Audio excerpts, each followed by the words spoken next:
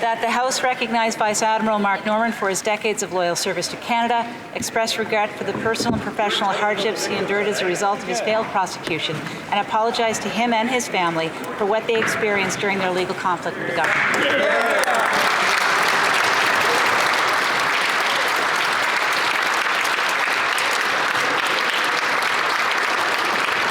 Does the honourable member have the unanimous consent of the House to move the motion? Agreed. The House has heard the terms of the motion. It is the pleasure of the House to adopt the motion. As you heard there, Conservative Deputy Leader Lisa Raitt put forward a motion this afternoon in support of Vice-Admiral Mark Norman. The motion, quote, expresses regret for hardships and apologizes to him and his family.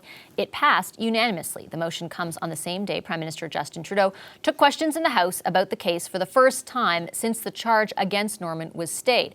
And just before, Justice Minister David Lametti will take questions from the Committee of the Whole. That's a whole bunch of MPs who will grill him about this. Are these incremental developments in the case or the beginning of more scrutiny? It's time for the Power Panel in Edmonton. Stockwell Day, former Conservative Cabinet Minister. And joining me in studio, Crestview Strategies' Dan Moulton, political commentator and former NDP MP Françoise Boivin, and CBC's David Cochrane. Hi, everybody. Hello. Nice to see you. Dan, I have to start with you. Sure. So we've heard for a few days that, nothing nefarious happened here. There was the question of whether the Prime Minister should apologize that Mark Norman addressed, Marie Henein, his lawyer, addressed. Why did the Liberals vote in favor of this motion today? Well, it was a unanimous consent motion, so there is a certain kind of procedure that's involved with a motion that's introduced like that. And I'm not sure how else the House would have behaved when the Conservatives used this tactic today to try and continue the conversation around this trial. The facts that we do have on this case are that the Independent Public Prosecutions Service is the one who made the sole decision around ending this trial. There is going to be a continued effort from the opposition in an election year to try and keep this in the headlines, to try and keep us talking about it here tonight. But there's no new facts in this matter. And I think it's disappointing, really, to see the opposition trying to make political hay of this issue when they're the ones who are accusing the government of playing politics with a matter before the courts, when they're the ones who are trying to keep this politically charged and keep this politically active. And I think that is a disappointing tactic. Does the government have anything to apologize to Mr. Norman for? Well, no, I'm not sure that there is a need for that at this moment. I think that what we're seeing is the independent officers that are responsible for independently dealing with these issues, separate from political decision makers, made a choice. And I'm not sure why the government should be in a position to need to apologize for that. We did learn this week that there's new information being presented about actions by the former government, the former Prime Minister, former cabinet ministers, perhaps having more involvement in these proceedings than we had previously believed. So I'm also interested to see when their forthcoming apologies. Do you mean that, Murray reported yesterday that basically Cabinet under the Conservative government had expressly given him the authority to deal with Davie Shipyard, giving Mark Norman the authority. And why are we learning about that now, Vashi, right? And their answer to that is we didn't volunteer the information and we also weren't asked by the RCMP. So there's two ways to look at that. Sure, yeah, but we're seeing the Conservatives present a motion of apology today in the House. We've seen them try and make political hay of this issue for the last year, asking questions in the House about it. We've never learned this from them before, and so I'm interested to know why that's the case. Françoise, what do you think? Well, I think there's a lot of questions from Dan that could be answered by a good and real serious inquiry, much more so than motions that are sent in on the fly in the House of Commons or with a Committee of the Whole, where we all know it's having been on some as opposition and on some as government, that it's all part of a game. So it's 10-second question, 10-second answer. I'm sure we'll go very far with that. Or 2 minutes if you're from the governing party, and 2 minutes of whatever the minister wants to say during that time. So we might never know. But there's one thing that really attracted my attention today. By presenting that motion, it was a no-win situation for the government.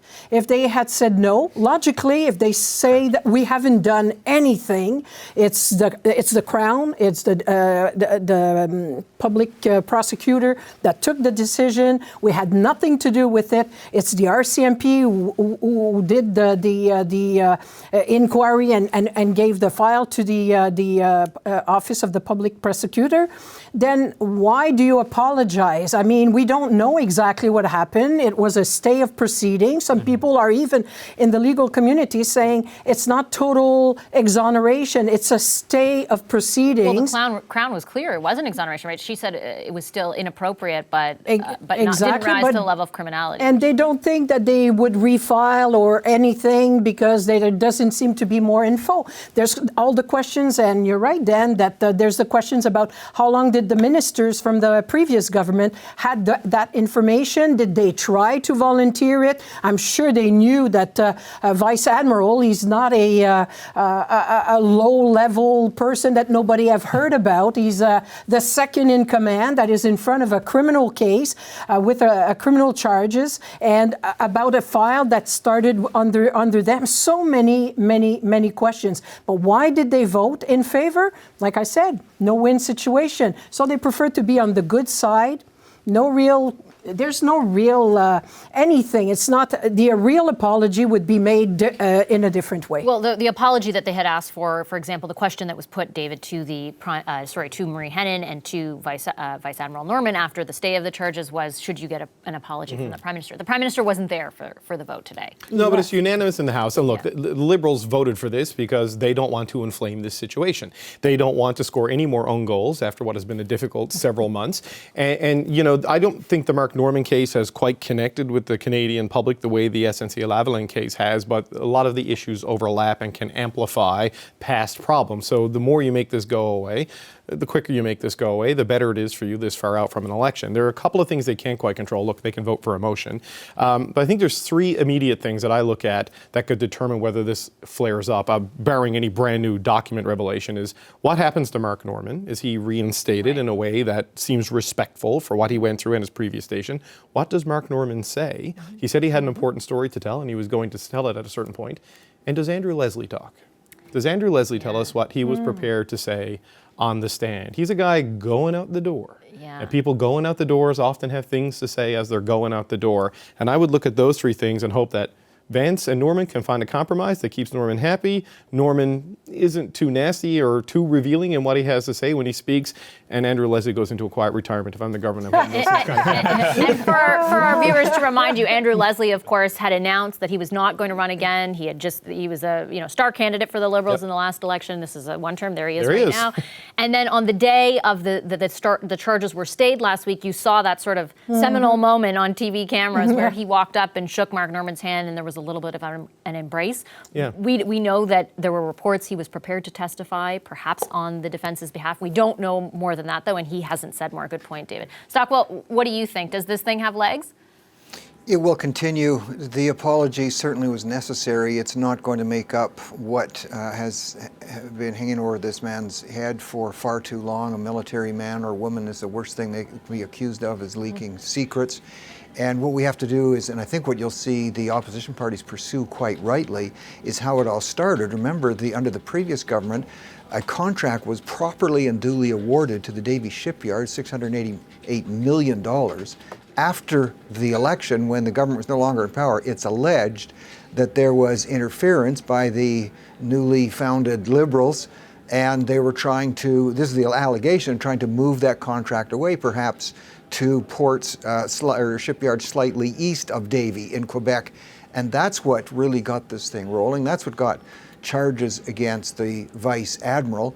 And now we're in a situation where the opposition want to continue to see what was that all about. And I think it's a fair pursuit. Something very dastardly has been alleged here. Let's see where it goes. But it is going to continue. It's not going to end. This man and his family need to get their life back.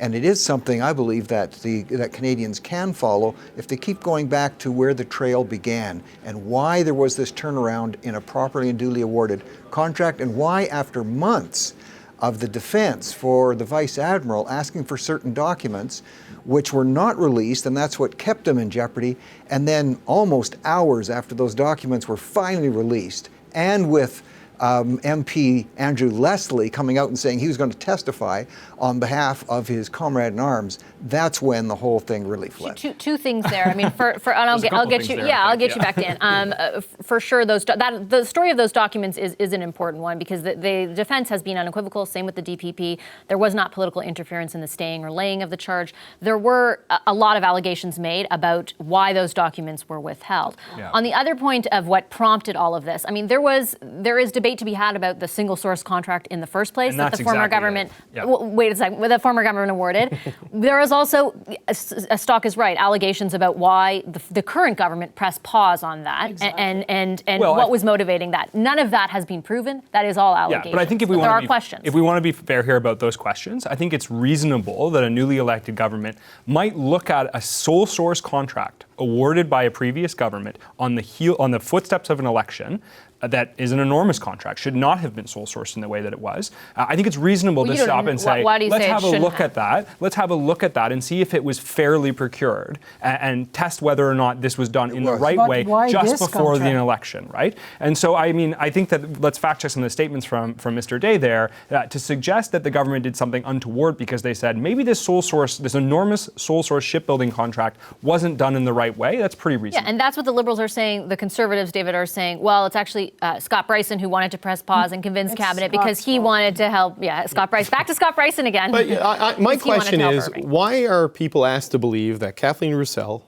and the Public Prosecution Service made a principled, non-political decision with SNC-Lavalin, but yet maybe not believe that they made a principled, non-political decision with Mark Norman? But I don't think nobody is I don't saying think this. no one's saying David. that. You can't- It's not on the stay or on the filing. It's all the in The charges between. don't get laid, and the investigation Let doesn't him get finish, conducted Melanie. without independent law enforcement pursuing something. You can argue there's political interference in the withholding of documents and these sorts of things, which is what the allegations are. But the legal process, search warrants, for example, I've seen people stand up and say the search warrant happened because of the Prime Minister. That is not how it works in this country. There are institutions that operate in a certain way, and we've had two overlapping cases with two overlapping players, and there have been assertions that the prosecution was completely ethical in SNC, and then questions of a political interference in this I think what Marie Henein was pretty explicit about was that there was no interference when it came to I'm laying not talking that about charge Marie Henein. I'm talking about the larger political argument.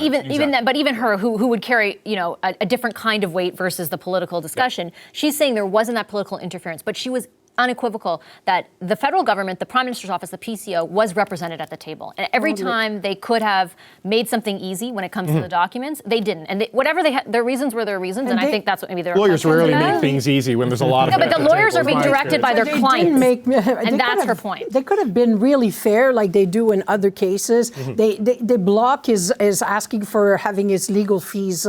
They could have said, "Hey, it's in between your mandate and so on and so forth. We'll cover the note Block there, the redacted documents. There's so many things that." But it seems pretty that clear was more making- work could have been done up front before it remember even got that to this. Marie Henein, who is a very accomplished lawyer and proved herself once again, she did very clearly suggest somebody's finger on the scale of justice tipped those scales, and that's what the opposition is going to want to go after. Yeah, that's what she said, and that's what has led to more politics behind this. But to be fair, she also did say that this was the justice system working at the end of the day. I mean, And the Prime Minister spoke a couple of times on the file, and maybe somebody can tell him, usually just don't say nothing. You won't put yourself in trouble. maybe they'll be asking those questions in the coming days.